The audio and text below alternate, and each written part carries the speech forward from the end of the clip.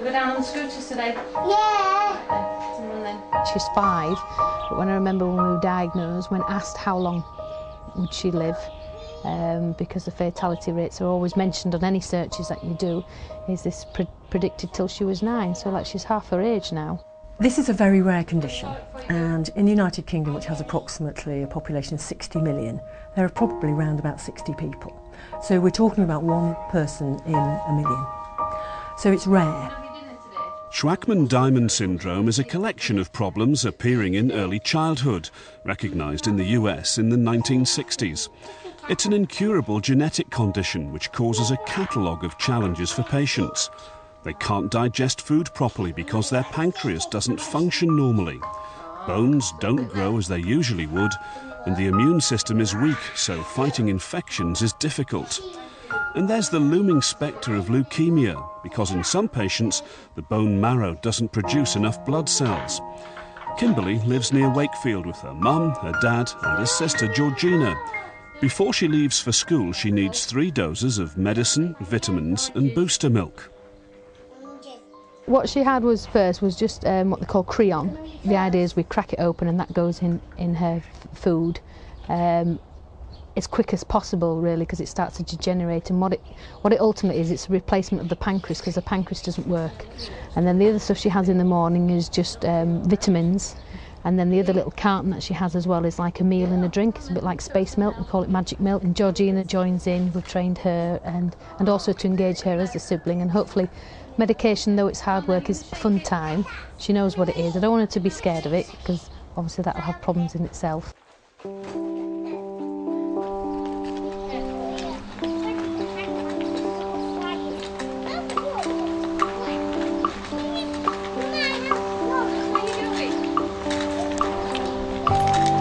She seems to be, behaving. She's trying to write, she's trying to read, she's recognising the words. Probably not as quick as other children, I suspect, but hopefully, she'll get there and she'll be getting independent, which is obviously what we want.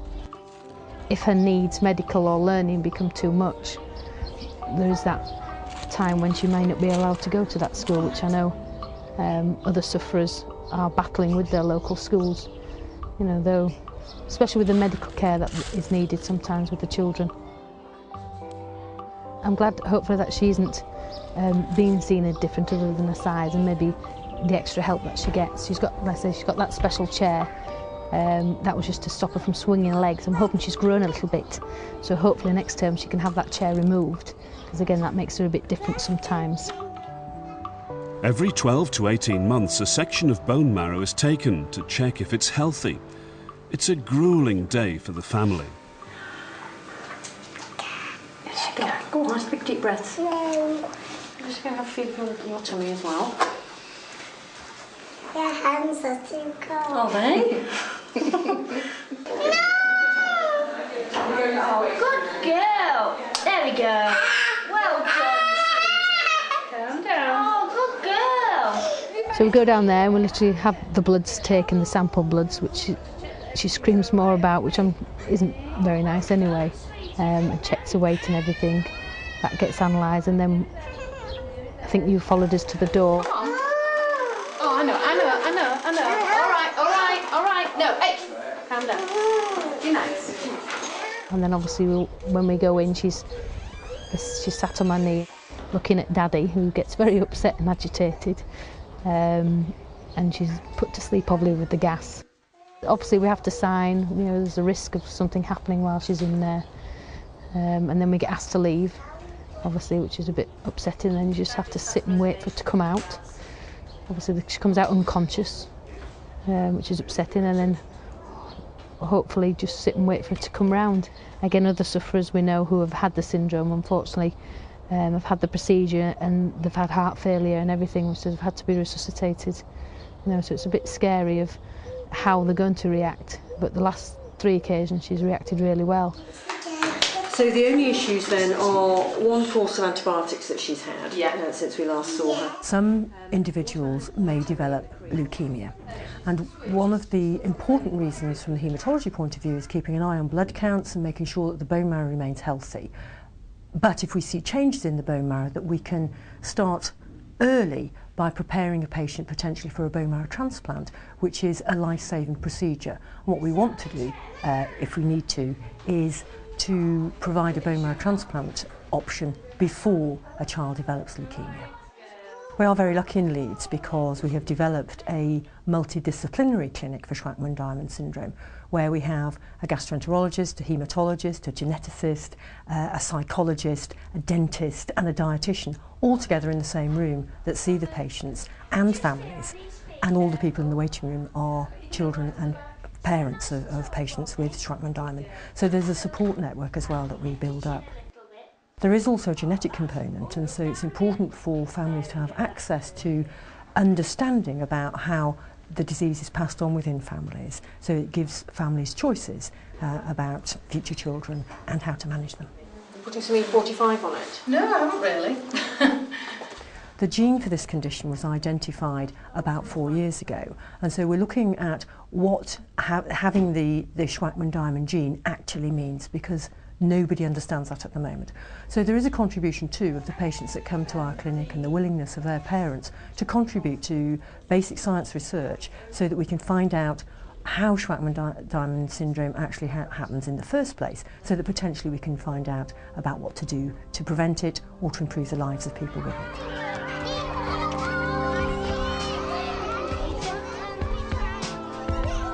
Although Kimberly is now 5, the memory of discovering she was suffering from the condition is still clear. A lot of crying, a lot of upset, a lot of crying for a couple of weeks actually. And then just trying to figure out, okay, how do we go on from there? We do have another sufferer in the family. My sister's daughter has it, who's a bit older.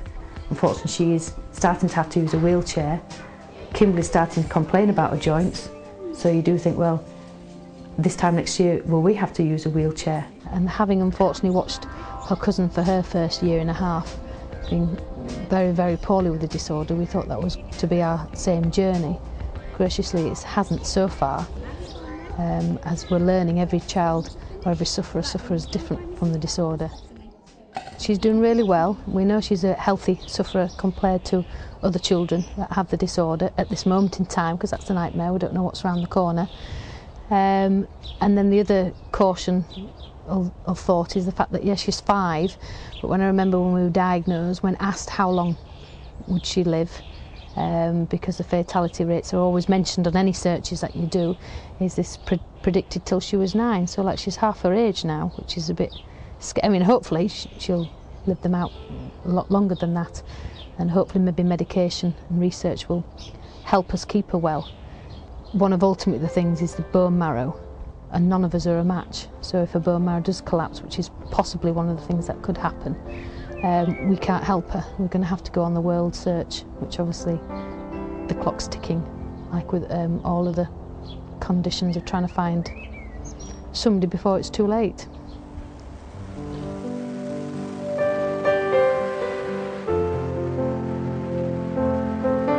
Jules is keen to raise money to help those suffering from the syndrome and their families, so that they can have respite care or days out. She even threw herself out of a plane to raise cash. You know, as we're doing the fundraising, it is to try and make their lives as joyful as it is. The time now, we always said live for today. Well, there often isn't a tomorrow for them, so we want to try and make their time with us as joyful as they can. But can she dare think of the future? Yeah, we do try to. I do worry every time her birthday comes, and I do, like I've already discussed with my mum, I'll be really, really happy hopefully the day that she gets married and the day that she has children. I'll have to make sure that her elder sister doesn't see that, probably I'm a bit more, I'm getting emotional now, a bit more fulfilled with it because of the syndrome. I just want, like we do with all our children, we want them to have the life that they want, whatever journey it be, but it would be nice for her to do that.